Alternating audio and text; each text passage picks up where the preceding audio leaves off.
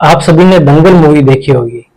उसमें महावीर सिंह फोगाट जो है वो ओलंपिक में खेलना चाहते हैं और वहां से भारत के लिए गोल्ड मेडल लाना चाहते हैं। लेकिन जब वो नेशनल लेवल के चैंपियन बनते हैं तो कुछ कारणवश वो आगे ओलंपिक में जा नहीं पाते हैं। फिर जब उनका सपना अधूरा रह जाता है तो वो सोचते हैं कि जब मेरा लड़का होगा तो मेरे लिए वो इंडिया के लिए गोल्ड मेडल लेके आएगा ओलंपिक से। लेकिन उनकी होती है बेटी, फिर सेकंड नंबर भी बेटी होती है, थर्ड नंबर भी बेटी होती है। लेकिन एक छोटे से इवेंट से महावीर सिंह फोगाट को रियलाइज होता है कि मेरी बेटियां भी ओलंपिक में खेल सकती है और गोल्ड मेडल ला सकती है। तब फिर वो आमिर खान एक डायलॉग मारते हैं कि मारी छोरिया छोरों से कम है के। तो आज की कहानी भी कुछ ऐसी ही प्रेरित है और इन्होंने भी अपने पिता और चाचा का जो सपना, अधूरा सपना था, वो इन्होंने पूरा किया है। मैं आपका स्वागत करता हूँ सीए भानु डागा। तो मैं एक चीज़ क्लियर करता हूँ कि जो हम ये इंटरव्यू लेने वाले हैं एकदम प्योर, रो और अनफिल्टर रहेगा, ताकि जो बच्चे अभी 10th और 12th में जो है या जो अभी सीए परस्यू कर रहे हैं उनके सामने सीए की एकदम रियल पिक्चर जाए कि उनको क्या डिसीजन लेने चाहिए, कितनी मेहनत होगी, कितना सेक्रीफाइस है। तो आप जो भी जवाब दो मेरे क्वेश्चन का वो एकदम प्योर, रो और अनफिल्टर्ड होना चाहिए ताकि एकदम रियल पिक्चर जाए। सबसे पहला सवाल मेरा ये रहेगा कि आपका फैमिली का बैकग्राउंड क्या है, मतलब आपके पापा क्या करते हैं, मम्मी क्या करते हैं? मेरे पापा हाई कोर्ट में काम करते हैं। मेरी मम्मी हाउसवाइफ है। और पापा सबसे बड़े होने के कारण रिस्पॉन्सिबिलिटीज़ पापा के ऊपर बहुत है। दैट्स वाई उनका सबसे पहले एम था सीए करने का, वो नहीं कर पाए बिकॉज वो घर में सबसे बड़े हैं, उनके ऊपर रिस्पॉन्सिबिलिटीज़ थी। उसके बाद सोचा कि चाचा कर लेंगे, बट चाचा की आईसाइट बहुत वीक थी, तो और सीए के अंदर स्टडीज़ बहुत ज़्यादा ज़्यादा करनी करनी पड़ती है। पड़ती है, इसलिए वो चीज़ परस्यू नहीं कर पाए। उसके बाद वी थिंक कि बुआ करेगी, बट बुआ का स्कूलिंग जो था वो हिंदी मीडियम था, और हिंदी मीडियम से सीए को कंटिन्यू करना एक मुश्किल टास्क रहता है, इसलिए वो चीज़ परस्यू नहीं कर पाए।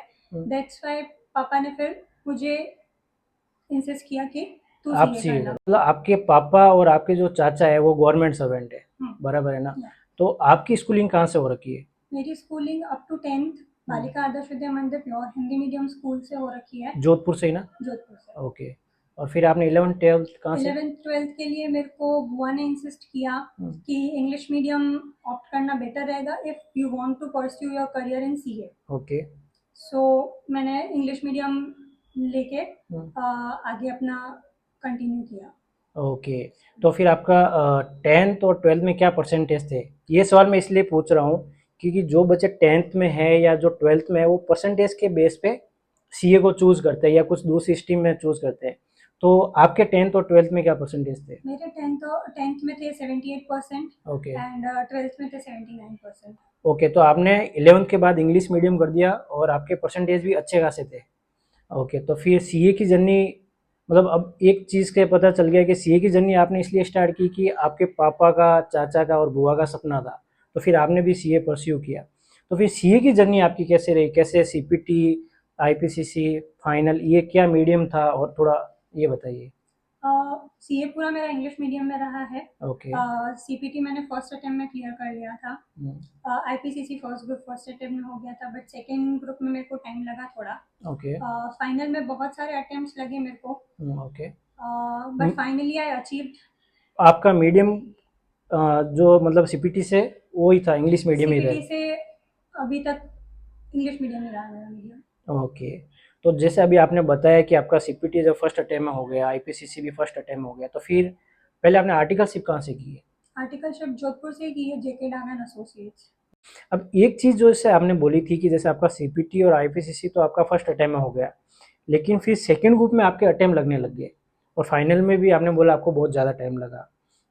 तो सबसे पहला मैं ये पूछना चाहूँगा कि रिलेटिव का क्या रिएक्शन था? उन्होंने आपको कैसे ट्रीट किया जब मल्टीपल अटेम्प्ट्स लगने लगे? इनिशियली तो ऐसा कुछ नहीं होता, लेकिन जब बहुत सारे अटेम्प्ट्स लगते हैं तो हर कोई यही कहना चाहता है कि कुछ दूसरा आप कर सकते ट्राई हो, करो दूसरा। इसको साथ में कंटिन्यू कर लो या दूसरा और कुछ करो या इसको छोड़ दो। ओके। तो मतलब ज़्यादा कुछ ऐसे टोन मारना, नेगेटिव या डिमोटिव करना, ऐसे भी कुछ होते हैं पर्सन, चाहे वो फ्रेंड में हो, रिलेटिव्स में हो, फैमिली में हो, ऐसे भी कुछ मिले होंगे आपको भी? हाँ, कुछ लोग होते हैं जो बोलते हैं कि आप इतने टाइम से कर रहे हो तो क्यों कर रहे हो, जब नहीं हो रहा है तो कुछ और कर लो, ये इसके पीछे क्यों लगे रहना है। या जैसे कंपैरिजन भी करते रहते हैं कि उसका फर्स्ट अटेम्प्ट हो गया, वो रैंकर है, तुम तो इंग्लिश मीडियम से हो, तुमसे ये नहीं हो पाया, तो ऐसे ज़रूर भी। होता है, कंपैरिजन्स तो बहुत सारे होते हैं। फिर सेकंड में ये पूछना चाहूंगा, उसी दौर में, फेलियर के दौर में, आपका फैमिली का क्या रिएक्शन था? फैमिली का रिएक्शन, हमको स्ट्रगल करते हुए देखते हुए उनको भी फील होता है कि इतने टाइम से मेहनत कर रहे हैं बट हो नहीं रहा है। तो फैमिली में भी यही होता था कि लाइक मेरी मम्मी भी मेरे को बोलती थी कि बहुत मेहनत कर ली, अब छोड़ दे, कोई नहीं, ज़रूरी नहीं है कि आप यही करो, ओके। इसके बिना भी बहुत कुछ हो सकता है। लेकिन मेरा था कि नहीं, मेरे को ये करना है, क्योंकि हर वक्त रह जाती थी 1-2 नंबर 10 नंबर से। वो जो फीलिंग होती है कि नहीं बस 10 नंबर ही तो कम थे, वो बहुत हर्ट करती है। ओके। दैट्स वाई वो था कि नहीं, अब ये करना तो है, चाहे 10 नंबर हो चाहे कुछ भी हो, करना तो ओके। है। और मेरा सोल मोटिवेटिंग फैक्टर एक मेरे पापा रहे हैं। वो कभी मेरे को डीमोटिवेट नहीं करते थे, वो हमेशा बोलते थे 6 नंबर कम है, आपको देना है मतलब देना है। मतलब ऐसा, एक मतलब ये हो गया ना कि पापा और चाचा का तो सपना ही था, तो पापा और चाचा ने तो कभी मना किया ही नहीं होगा, हालांकि प्रेशर नहीं दिया होगा उन्होंने, प्रेशर कभी किसी का भी लेकिन नहीं उन्होंने था। ये भी नहीं किया, बोला होगा कि भाई तुम छोड़ दे या कुछ और कर, क्योंकि उन दोनों का सपना था, उनको सीए की वैल्यू पता थी कि सीए के बाद लाइफ क्या होगी। तो मम्मी के अलावा और किसी ने बोला क्या कि भाई अभी मत कर, या बाद में देख लेना, या जॉब के साथ और भी कुछ मतलब फैमिली मेंबर ने?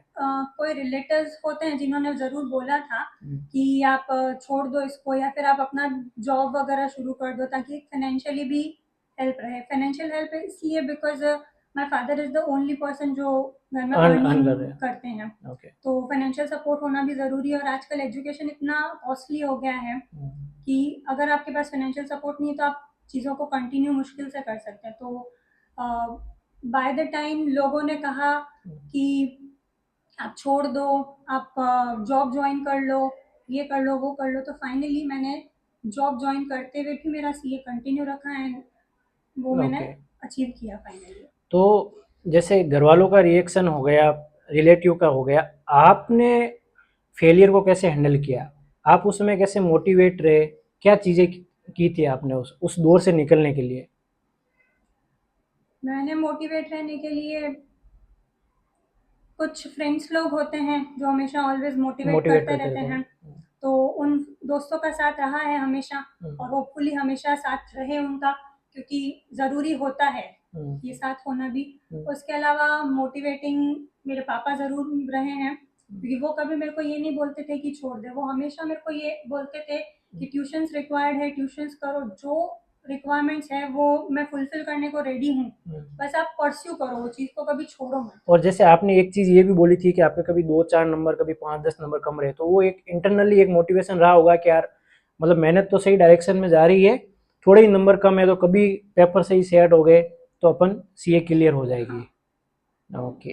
तो मतलब आपने कुछ, मैं अगर ये बोलूँ कि फेलियर से अगर आपको निकलना है तो पॉजिटिविटी आपको घर वालों से भी मिल सकती है, फ्रेंड से मिल सकती है, सेल्फ और मोटिवेट होना बहुत ज़्यादा ज़रूरी है। सेल्फ मोटिवेट, और सबसे प्लस पॉइंट ये है कि आपका पिछला अटेम्प्ट वो सबसे ज़्यादा मोटिवेट करेगा। अगर मान लो आपके 5-10 नंबर कम रहते हैं तो इंटरनली मोटिवेशन आएगा कि नहीं यार मुझे क्लियर करना है, लेकिन वहीं अगर आपके 40-50 नंबर कम पड़ रहे हैं, 60 नंबर कम पड़ रहे हैं, तो घर वाले कितना ही मोटिवेट कर दे, रिलेटिव कितना ही मोटिवेट कर दे, फ्रेंड कितना ही मोटिवेट कर दे कि आप सीए कर लोगे, लेकिन आपको पता है कि भाई मैं बहुत दूर हूँ पास से। तो ये एक फैक्टर है कि पिछला अटेम्प्ट बहुत वैल्यू निकाल देता है आपकी, वो आपको बताता है कि आपकी रियल कमी पिक्चर क्या बता है, देता है आपकी। कमी कहाँ है, कहाँ पे आपको इम्प्रूवमेंट लाने की रिक्वायरमेंट है। ओके। तो ये तो आपकी जो पर्सनल बातें हो गई, आपका जो जैसे आपने परस्यू किया सीए वगैरह हो गया। अब मैं आपसे ये पूछना चाहता हूँ कि आप आईसीआई को क्या सजेशन देना चाहते हो कि आईसीआई को बच्चों के लिए या मेंबर्स के लिए, उनके लिए उनको क्या करना चाहिए? आईसीआई रिसेंटली उन्होंने अपना रजिस्ट्रेशन फीस और हर रेस्पेक्ट में फीसेस को इंक्रीज किया है। ओके। तो अगर उनके पास इतना फंड अवेलेबल है और लोग सीए परस्यू कर भी रहे हैं, ओके। इतने स्टूडेंट्स एनरोल होते हैं, अगर मेंबर्स एनरोल होते हैं, मेंबरशिप फीस मिलती है उनको, ओके। स्टूडेंट से फीसेस कलेक्ट होती है एग्जाम फॉर्म के रिस्पेक्ट में, रजिस्ट्रेशन के रिस्पेक्ट में, और भी बहुत सारी छोटी मोटी एक्टिविटीज़ के रिस्पेक्ट में उनको अगर अमाउंट मिलता है, तो उनको वह अमाउंट कोई मेंबर्स और स्टूडेंट्स के हित के लिए यूज करना चाहिए। ओके, मतलब आप एक तरीके से कहना चाह रहे हो कि कुछ इन्वेस्टमेंट करे, मतलब जैसे एक तरह की इंश्योरेंस पॉलिसी टाइप में भी आप मान सकते हो या कि ताकि अगर कुछ कैजुअलिटी हो जाए तो वो वहाँ से एक तरीके से उनको फंड मिल सकता है। क्योंकि अगर कोई लड़का या लड़की कोई सीए परस्यू कर रहा है तो मतलब उसके ऊपर फाइनेंशियली जिम्मेदारी तो होगी होगी। तो अगर जैसे आज के टाइम में अब कोरोना के बाद यंग लोग भी 22 साल 30 साल 35 साल 40 साल वाले भी लोग खत्म हो रहे हैं, तो वो कहीं ना कहीं एक फंड उनको काम आ सकता है। इसके अलावा और क्या सजेशन है आईसीए वालों के? इसके अलावा एक सजेशन ये रहेगा, जो अभी न्यू स्कीम इंट्रोड्यूस किया गया है उसके अंदर उन्होंने कॉस्टिंग एंड लॉ लो, को फाइनल लेवल पर फाइनल लेवल पे नॉन कोर सब्जेक्ट मानते हुए ऑप्शनल ये ऑनलाइन कर दिया उनको। ऑनलाइन कर दिया, उसको वो नहीं करना चाहिए। जो अभी तक सिस्टम था वही रहना चाहिए, बिकॉज लॉ जैसा सब्जेक्ट जो कि कंप्लाइंस पार्ट पे बहुत ज़रूरी होता है, अगर उसको वो लोग वहाँ से हटा देंगे तो स्टूडेंट्स उसको बहुत लाइटली लेने लग जाएंगे और इतनी लर्निंग्स नहीं मिल पाएगी तो students मतलब को। आपके कहने का मतलब है कि लॉ और एससीएमपी को वापस से मेन सब्जेक्ट बना दिया जाए, लेकिन जितने भी मेंबर या स्टूडेंट थे तो उन्होंने आईसीआई को यही मेल किया था, सब लोग यही बोल रहे थे कि भाई लॉ और एससीएमपी हमारा कोर एरिया नहीं है, क्योंकि जो लॉ है वो सीएस के लिए है, सीएस कंप्लाइंस करते हैं, और जो एससीएमपी है वो सीएमए वाले कंप्लाइंस करते हैं। तो मतलब बहुत सारे आईसीआई के पास मेल गए हैं और बच्चों का भी ये डिमांड था कि जब हमारा कोर एरिया ही वो नहीं है तो वो सब्जेक्ट क्यों डाल रहे हो। तो आप ये कहना चाह रहे हो कि उनको वापस मेन सब्जेक्ट बनाना चाहिए, आपका व्यू ये है? ओके। और क्या हो सकता है, जैसे एक्स्ट्रा करिकुलम के लिए क्या हो सकता है, आईसीआई को क्या करना चाहिए? एक्स्ट्रा करिकुलम के लिए कुछ ऐसी चीज़ें ऑर्गेनाइज करनी चाहिए जिससे ये पता चले कि स्टूडेंट सीए के अलावा और अब किस जगह अपना करियर बना सकता है। ओके, जैसे अभी मैं अगर फॉर एग्जांपल जैसे आईआईटी आईआईएम में ये होता है कि उनको एक्टिंग सिंगिंग और भी बिजनेस, ओवरऑल डेवलपमेंट्स पे हाँ, तो जाते हैं उनकी वो। कौन सी हैबिट है या वो क्या चीज़ उनके लिए फैशन है कि वो उनको फॉलो कर सकता है, तो वहाँ पे उनको एक्स्ट्रा करिकुलम से पता चल जाती है। वो आईसीआई में नहीं है, वो ऐसी चीज़ें एक्स्ट्रा करिकुलम नहीं है। ओके। एक मोस्ट इंटरेस्टिंग मैं सवाल ये पूछना चाहता हूँ कि जो हमारे जितने भी टीचर हैं वो बच्चों के लिए भी बहुत काम करते रहते हैं, और लेकिन वो आईसीआई के लिए पर बहुत उंगली उठाते रहते हैं, जितने भी ऑनलाइन टीचर है या फिजिकली है या ऑफलाइन वाले हैं।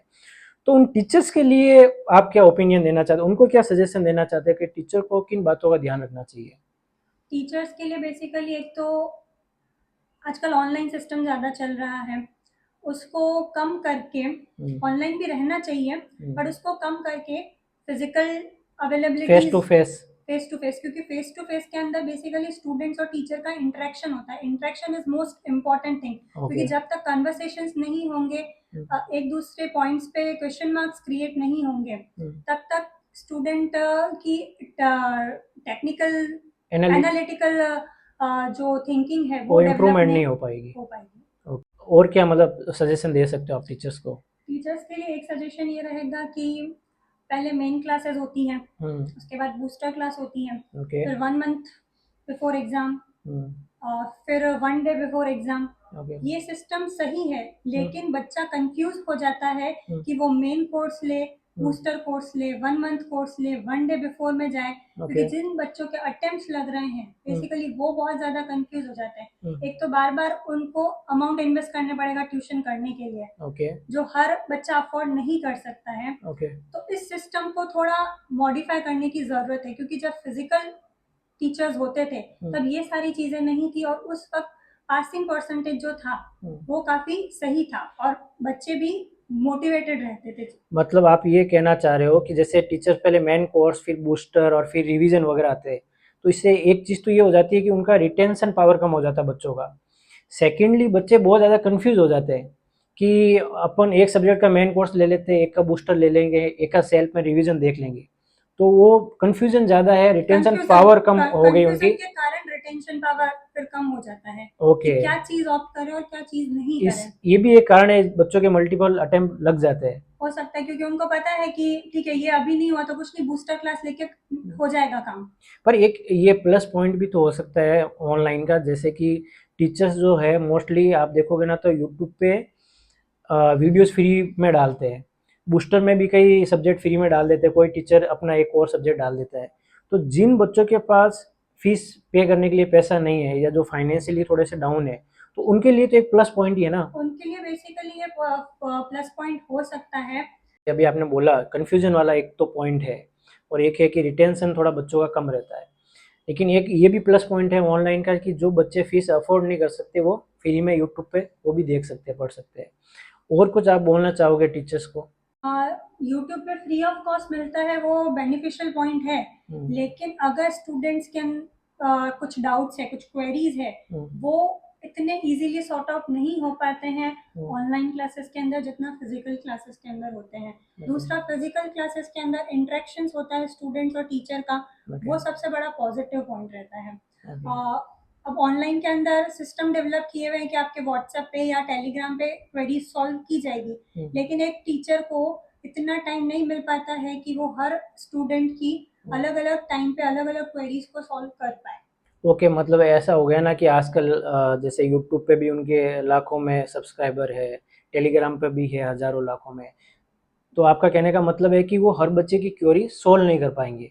लेकिन कुछ टीचर है ऐसे मार्केट में, वैसे भी अच्छे टीचर्स हैं जिनको आप 2 बजे भी मैसेज करोगे ना तो वो हाथों हाथ रिप्लाई करते हैं। हाँ, वो कुछ टीचर कुछ हैं, वो मतलब अगर आप उन टीचर से कनेक्टेड हो तो अगर आपने उनसे कनेक्ट नहीं करके किस पर्टिकुलर सब्जेक्ट के लिए कोई और टीचर सेलेक्ट किया तो वो आपके लिए तो लॉस है। ओके, मैं इस पे एक पॉइंट बोलना चाहूँगा। अभी मेरे किसी एक फ्रेंड से डिस्कशन हो रहा था तो उसने बात की मुझे कि एक तो कुछ टीचर ऐसे हैं जिनके लाखों में बच्चे हैं, उनके पास हज़ारों में बच्चे हैं, वो रात को आप 2 बजे भी मैसेज डालोगे तो उनका वो रिप्लाई आता है, हाथों हाथ क्वेरी सॉल्व करता है। एक मैं मैम का नाम लेना नहीं चाहूँगा, लेकिन मेरे फ्रेंड ने मुझे चैट भी पढ़ाई थी, उनकी जो ऑडियो रिकॉर्डिंग भी उन्होंने मेरे को बताई थी। उन मैडम के 99 या 100 बच्चे थे। वो कोई ऑनलाइन ये सॉरी अपना एक जो एग्ज़ाम होता है ना आपके सीए के अंदर ओपन बुक एग्ज़ाम, तो उन्होंने वहाँ पे क्लासेज मंगवाई तब तो उन मैडम ने अच्छा रेस्पॉन्स दिया कि हम आपको हर क्वेरी का जवाब देंगे, ये देंगे।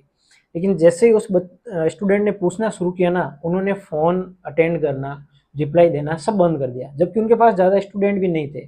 तो ऑनलाइन के अंदर ये आप एक बोल रहे हो कि ये इस नेगेटिव पॉइंट है, नेगेटिव पॉइंट है कि बच्चों का डाउट सोल्व नहीं हो पाता है, टीचर्स जो है उनको प्रॉपर रिप्लाई नहीं कर पाते हैं। तो ये टीचर्स के लिए ओपिनियन रहेगी।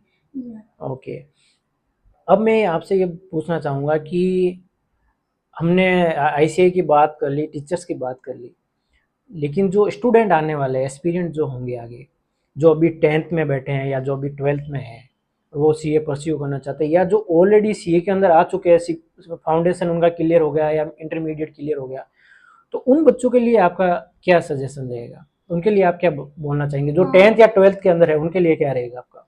10th और 12th वालों के लिए, 10th वालों के लिए सबसे पहले सब्जेक्ट चूज करना। Okay, this is not basically on the grounds of percentage. Okay, secondly, कुछ स्कूल्स ऐसे होते हैं जो बोलते हैं कि अगर आपके इतने परसेंटेज है तभी हम आपको ये स्ट्रीम देंगे। ओके, एक मतलब आप ये कहना चाह रहे हो, मैंने भी ये सुना, एक जनरल थ्योरी है कि अगर आपके 90% से ज़्यादा बने हैं 10th में तो आप साइंस में जाइए, आपके 70 to 90 बने हैं तो आप कॉमर्स में जाइए, आपके 70 से कम है तो आप आर्ट्स में जाइए। तो आपका कहने का ये है कि जी आप परसेंटेज के बिहार पे आप डिसाइड मत करो। ओके, जो आपका एक्चुअल में उद्देश्य है, जो आपका दिल चाहता है, जो पैशन है, वो आप परस्यू करो, परसेंटेज बेसिस पे बिल्कुल भी नहीं जाए। सेकेंडली, आजकल स्कूल्स में भी ये सिस्टम है कि आपका इतना परसेंटेज है तो आपको ये सब्जेक्ट मिलेगा, अदरवाइज आपको ये नहीं मिलेगा। बराबर, तो बच्चे उस कारण भी अपने ड्रीम्स को सेक्रीफाइस कर पाते हैं। एक चीज मैं इसमें ये कहना चाहूंगा, जैसे शुरुआत में आपने बोला कि आपके 12th के अंदर 78 ऐसा कुछ बना था और 10th में आपके बने थे 79। तो जिन बच्चों के अच्छे परसेंटेज भी बनते हैं ना, वो उनके भी अटेम्प्ट लग जाते हैं। अटेम्प्ट लगने का रीजंस बहुत सारे अलग होते हैं, उसका परसेंटेज के बिया पे कोई फर्क नहीं पड़ता है। मेरे को ऐसे भी फ्रेंड है, जानने वाले हैं, जिन्होंने सेकंड डिवीजन से 10th और 12th किया है, लेकिन उन्होंने सीए को फर्स्ट अटेम्प्ट में क्लियर किया है। बहुत सारे ऐसे आज फेमस टीचर भी ऐसे हैं जिनके सेकंड डिवीजन बने हैं, लेकिन उन्होंने सच में सीए को फर्स्ट अटेम्प्ट में क्लियर किया है। तो अगर आप अभी 9th या 10th में और आप डिसाइड कर रहे हो आपको कॉमर्स लेना है, साइंस लेना है या आर्ट्स लेना है, तो कम से कम परसेंटेज के बिहार पे तो डिसाइड आपका नहीं होना चाहिए। ओके, सेकंड चीज़, बच्चों को ये बताइए जो अभी 10th या 12th में बैठे हैं, वो आजकल सोशल मीडिया या लोगों को देखते हैं सीए बनने के बाद लाइफ एकदम सेट हो जाएगी, पैसा ही पैसा है, फिर कुछ नहीं करना पड़ रहा है। तो उनको एक्चुअल बताइए कितना सेक्रीफाइस है, कितना हार्ड वर्क रहेगा सीए के अंदर, उनके ऊपर कितनी लाइबिलिटीज है कि सीए बनने के बाद क्या रहेगा। हार्ड वर्क बहुत ज़्यादा करना पड़ता है, बहुत ज़्यादा अपन को स्टडी के लिए टाइम देना बहुत ज़रूरी है। Okay. ऐसा नहीं है कि इंजीनियरिंग कर रहे हो तो वहाँ पे ज़रूरी नहीं है, वहाँ पे भी अपने लेवल है। पे ज़रूरी, बट वहाँ पे मेन पॉइंट वो रहता है कि अटेम्प्ट नहीं लगते हैं। ओके। आपका 4 साल में क्लियर है तो है क्लियर। सीए में ये है कि क्लियरेंस जो है वो इतना ईजी नहीं है। ओके। और इसमें एक ऐसा भी है ना, जैसे वहाँ पे तो आपको दूसरे स्ट्रीम में जाते हो तो आपको कॉलेज वाली लाइफ मिल जाती है, यहाँ आपको कॉलेज लाइफ मिलती नहीं है, और इसके डिफरेंस लेवल होते हैं, जैसे फाउंडेशन हो गया, इंटरमीडिएट हो गया, आर्टिकलशिप हो गई, फाइनल लेवल पे हो गई, तो तो उसमें लोग क्या। उस चीजों को लाइटली लेने लग जाते हैं। इंजीनियरिंग का फिक्स है कि आप एक बार में हो जाएगा आपका, उसको आपके पास मल्टीपल अटेम्प्ट्स का ऑप्शन भी अवेलेबल नहीं है। यहाँ पे ऑप्शन अवेलेबल है तो लोग इस चीज को लाइटली ले लेते हैं कि हम बाद में भी कर सकते हैं, ये भी हो सकता है, वो भी हो सकता है, इसके साथ ये भी कर लेंगे, वो भी कर लेंगे। तो मेनली डेडिकेशन होना जरूरी है, हार्डवर्क आपको करना पड़ेगा। ओके। जैसे आपने पहले बताया था कि आपका सीपीटी और आईपीसीसी फर्स्ट अटेम्प्ट में हो गया, तो एक ये भी चीज़ है, जब आप स्टार्ट करते हो आप बहुत ज़्यादा जोश में होते हो, लेकिन जैसे जैसे आपकी आर्टिकलशिप होने लगती है तो आप कहीं ना कहीं बच्चे डायरेक्शन का खो जाता है, वो कहीं ना कहीं गुम हो जाते हैं उन चीज़ों में। तो आप शुरू से एंड तक के लिए आपको पूरा पूरा डेडिकेशन, आपको डिटर्मिनेशन रखना पड़ेगा कि मुझे करना है, मतलब करना है। मतलब आपका फोकस अर्जुन की तरह एकदम क्लियर होना चाहिए, आपको चिड़ी चिड़िया की आंख ही दिखनी चाहिए, उसके अलावा आपको कुछ भी नहीं दिखना चाहिए। पूछना चाहूँगा कि अभी आप जो आपकी करंट जॉब प्रोफाइल है, आप उसके बारे में बताइए, आप कहाँ जॉब कर रहे हैं, आप जॉब कहाँ कर रहे हैं। मैं अभी काम कर रही हूँ जेएन गहलोत एंड एसोसिएट्स। मतलब जोधपुर की लोकल फर्म। जोधपुर की लोकल सीए फॉर्म है। लोकल मींस क्या, उनका मुंबई में भी ऑफिस है। ओके। एंड यहाँ पे भी एक ऑफिस है। ओके। मेरा वहाँ पे internal financial compliance and internal financial control and compliance manager की पोस्ट पे काम कर रही हूँ। ओके। जहाँ पे मेरे को बेसिकली ऑल जो भी कंपनीज या जो भी उनके क्लाइंट्स हैं उनका कंप्लाइंस फ्रेमवर्क पे क्या क्या है मैटर, वो चेकआउट करना आप रहता सारी है। कंप्लायंसेज आप चेक कर रहे हैं, तो इसमें फिर ऑडिटिंग वर्क का भी आपको सारा ऑडिटिंग भी देखना पड़ता होगा। हाँ, ऑडिटिंग का भी रहता है। ओके। तो इसके अलावा भी जैसे आपका ये तो होगा एक काम, इसके अलावा भी आप जैसे दूसरा भी कुछ काम करते हो क्या, जैसे इनकम टैक्स का हो गया या जीएसटी या अकाउंटिंग, या फिक्स आपका ये इंटरनल कंट्रोल वाला ही है। नहीं, इंटरनल कंट्रोल के साथ में दूसरा फील्ड ऑफ वर्क भी रहता है, क्योंकि केवल एक काम तो होता नहीं है। ओके। आते रहते हैं different types of work, okay. तो everything is to be handled. तो आप पैकेज वगैरह बता सकते हैं। पैकेज डजंट मैटर, आप ओके। कर लो उसके बाद आपको मिलेगा बहुत कुछ। ओके। बस मेहनत, चाहे ये स्टूडेंट। पैकेज बता नहीं रहे हैं, लेकिन मैं बता दूं कि सीए बनने के बाद ये बात तो सच है, कोई झूठी नहीं है, कि लोग लाखों छापते हैं, और एक फाइनेंशियली फ्रीडम मिलती है या नहीं मिलती है। फाइनेंशियल फ्रीडम मिलती है। ओके। इंक्रीमेंटल भी आपको एक ये भी ऑप्शन रहता है कि भाई हाँ आप इनिशियली कम में शुरू करो, लेकिन आपको फ्यूचर के लिए आपको ये रहता है कि भाई बहुत ज़्यादा पैकेज मिल सकता है, पैसे मिल सकते हैं, Yeah. वो चीज़ रहती है। तो जैसे अभी आपने बताया कि आप कंप्लाइंस से चेक करते हो, तो इसमें आपको कितना भी ज्ञान नॉलेज उसकी रिक्वायरमेंट रहती है, या खाली प्रैक्टिकल का ही है, जो मतलब अभी तक आपने सीए में पढ़ा है वो वाली आपकी चीज़ें काम आ रही है, या वो खाली हेडेक के आती लिए। है, काम बहुत आती है। लेकिन आपको अपडेटेड रहना बहुत जरूरी है, क्योंकि किताबी Okay. ज्ञान तो आपने ले लिया, वो 4 साल पहले लिया, 2 साल पहले लिया, या जो भी टाइम पीरियड था। Okay. लेकिन अब भी करंट क्या सिचुएशन है, अगर वो आपको नहीं पता है तो वो किताबी ज्ञान कुछ काम का नहीं रहेगा। तो आपको करंट अपडेटेड रहना बहुत जरूरी है। आप जर्नल्स पढ़ो, पब्लिकेशंस आते हैं, न्यूज़पेपर्स, जो इंग्लिश न्यूज़पेपर्स है, मिंट है, टाइम्स ऑफ इंडिया है, उनको रीड आउट करो। तो नए आप नए आर्टिकल्स छपते हैं, उनको आप रीड आउट करो, वो बेटर रहेगा। बेटर रहेगा। तो आप अपनी प्रोफाइल के लिए केस स्टडीज जो रियल लाइफ में होती है उनको भी आप स्टडी करते हो, केस स्टडी वगैरह जो भी जैसे आपने बोला जनरल में आते हैं वगैरह, तो वहाँ पे भी हाँ, आप देखते हो उनको भी। रीड आउट करना रहता है उनको, क्योंकि अगर कोई केस आया है कि नोटिस का रिप्लाई करना है या कुछ है, तो अगर रेलेवेंट केस अपन को नहीं पता होगा तो अपन नहीं रिप्लाई कर पाएंगे। तो अभी आपकी जो जॉब प्रोफाइल है उसके लिए प्रॉपर कौन सा सब्जेक्ट, जैसे ऑडिट और लॉ आपके लिए प्रॉपर हो गया कि भाई इसमें तो ज़्यादा नॉलेज चाहिए आपको ना। Audit, law, I am handling GST related task also. Okay. So GST का नॉलेज, तो बेसिकली सीए में अपन सारे सब्जेक्ट्स पढ़ते हैं, वो सारा का सारा तो यूज आ सारा रहा का है। सारा यूज आएगा ही, चाहे आप कोई भी एक काम क्यों ना कर रहे हो, चाहे आप जीएसटी का भी काम कर रहे हो, तो आपको पहले देखना पड़ेगा कि जिन क्लाइंट्स ने अकाउंट्स मेंटेन किए वो प्रॉपर किए हैं या नहीं किए हैं। ओके। अकाउंट्स का नॉलेज होना जरूरी है। अब आप जीएसटी रिटर्न फाइल कर दिया, उसके बाद में उसका जब ऑडिट होगा या कुछ होगा तो आपको ऑडिट का नॉलेज होना जरूरी है। ओके। कंप्लाइंस किया है या नहीं उन चीजों को करने में, तो आपको लॉ का रिक्वायरमेंट होना जरूरी है। तो जो भी लोग ये सोच रहे हैं कि सीए बनने के बाद लाइफ सेट है, पढ़ना नहीं पड़ेगा, तो ये सबसे बड़ी गलतफहमी है। सीए बनने के बाद भी आपको उतना ही अपडेट रहना पड़ेगा, उतना ही पढ़ना अपडेट पड़ेगा रहना आपको। बहुत बहुत बहुत ज्यादा जरूरी है। अगर आपको रेलेवेंट रहना है, अगर आपको अपनी इनकम इंक्रीज करनी है, तो आपको रेलेवेंट अपडेट, जो भी चीज़ें अपडेट हो रही है वो उसको अच्छे से पढ़ना पड़ेगा। ओके। एक सबसे इंटरेस्टिंग चीज़ मैं पूछना चाहता हूँ, आपकी सीए की जर्नी बहुत लंबी रही है, आपने बहुत बहुत। फेलियर देखा है, आपने इनिशियली लेवल पे सक्सेस भी एकदम जल्दी जल्दी देखी, आपका सीपीटी हो गया, आईपीसीसी हो गया। जिस दिन आपका रिजल्ट आया, आपने मार्कशीट देखी और आपके नाम के आगे सीए लगा था, सीए भानु प्रिया डागा, तो आपका रिएक्शन क्या था, आपकी फैमिली का रिएक्शन क्या था? वो दिन तो कभी भूला नहीं जा सकता। 5 जुलाई 23, ओके। उसको नहीं भूला जा सकता। फर्स्टली जब मैंने मेरा रिजल्ट देखा, आंखों में आंसू थे। उसके बाद मैं ऑफिस में थी उस दिन। सबसे पहले घर पे फ़ोन करके मम्मी को बताना, इमिडिएटली ऑफिस से निकल के घर जाना। पापा भी ऑफिस के काम में बिजी थे, पापा को इन्फॉर्म करना। एट लास्ट मोमेंट सारे फैमिली का मिलना, और डेफिनेटली सबके आंखों में आंसू थे। तो मतलब जैसे आपने बोला आपके पापा और चाचा का सपना था, तो इन स्पेसिफिकली इन दोनों का क्या रिएक्शन था? ऑफ कोर्स उनके आंखों में भी बहुत आंसू थे। चाचा के भी आंखों में आंसू थे? चाचा भी बहुत इमोशनल हुए थे इस पॉइंट पे, जब वो मेरे से मिलने आए। हम लोग सब सेलिब्रेट कर रहे थे, तब उनकी आंखों में भी आंसू थे, और वो आंसू जो थे वो बहुत कीमती। आंसू मतलब वो उनको उस टाइम ये रियलाइज हुआ कि जो हम लोग नहीं कर पाए, जो हमारा सपना अधूरा रह गया, वो हमारे घर के किसी मेंबर ने कर दिया है, हमारी बेटी ने कर दिया है, हमारी भतीजी ने पूरा कर दिया है। तो वो उनके लिए एकदम, मैं बोलूँगा कि उस मूवमेंट की कुछ मतलब वो अनमोल था वो मूवमेंट। आपका जो इतना हार्ड वर्क, जो इतना सेक्रीफाइस लगा, जितना भी इतना फाइनेंशियली जो फीसेस लगी, उसके आगे वो सारी जीरो थी उस मूवमेंट के लिए। क्योंकि हर सीए स्टूडेंट इसी मूवमेंट के लिए जीता रहता है।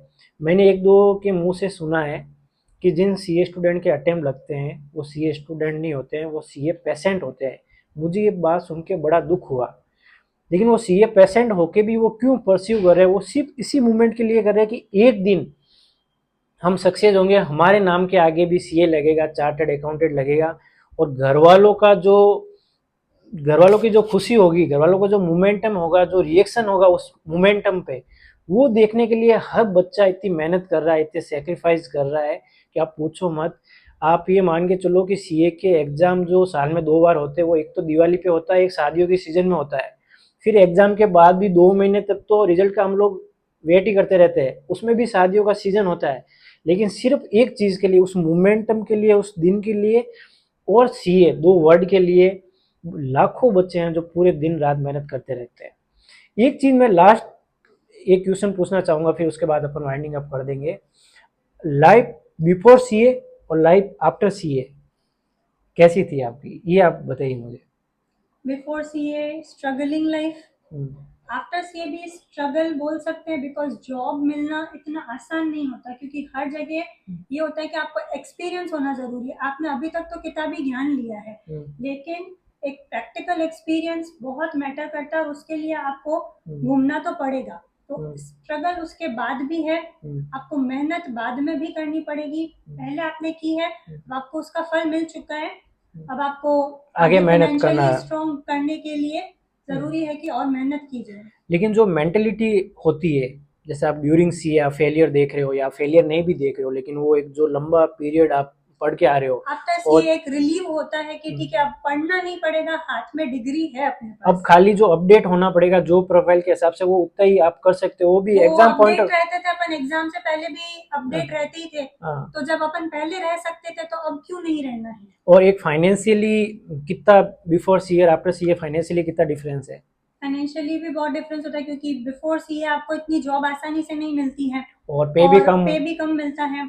आफ्टर सीए आपको मिल जाता है अच्छा खासा अमाउंट। मतलब आफ्टर सीए तो आप बिना टेक देखे कुछ भी सामान उठा सकते हो उसे, ये बोलना चाहते हो आप? फाइनेंशियली फ्रीडम का मतलब है फाइनेंशियली ऑफ कोर्स। हैं। और उसके बाद भी ऐसा ना आप क्या परस्यू कर रहे हो, आप प्रैक्टिस हो जॉब हो, वो आपके, मैं अगर एक बोलूँ का आपके अंदर कितनी काबिलियत है। कोई सीए करोड़ों भी कमाते हैं, कुछ लाखों में कमाते हैं, लेकिन हाँ ये जरूरी है कि मोस्टली सीए टेक तो नहीं देखते हैं, वो डायरेक्ट सामान उठा के लेके आते हैं। तो बहुत बहुत धन्यवाद, आप हमारे पहले गेस्ट हैं। मैं ये चाहूँगा कि हमारा चैनल बहुत आगे फले फूले, और जितने भी बच्चे हैं मोस्टली ये है कि जो 10th या 12th में जो है या जो अभी सीए में कर रहे हैं ना, उनको रियल पिक्चर नहीं मिल पा रही है। तो मेरा यही था कि उनको एकदम रियल पिक्चर प्रोवाइड करवाना है, उसके लिए मैंने ये चीज़ शुरू की है। तो हमारा बहुत फिर है। और इनको बुलाने का एक और कारण था कि हमारे भारत की परंपरा है कि यत्तर नार्यस्तु पूजन्ते रमनते तत्तर देवता, जहाँ नारियों की पूजा होती है वहाँ देवता रमन करते हैं, देवता निवास करते हैं। तो हमने भी इनको इसलिए बुलाया कि हमारा भी चैनल बढ़िया एकदम फले फूले। Thank you so much. Definitely ऐसा होगा।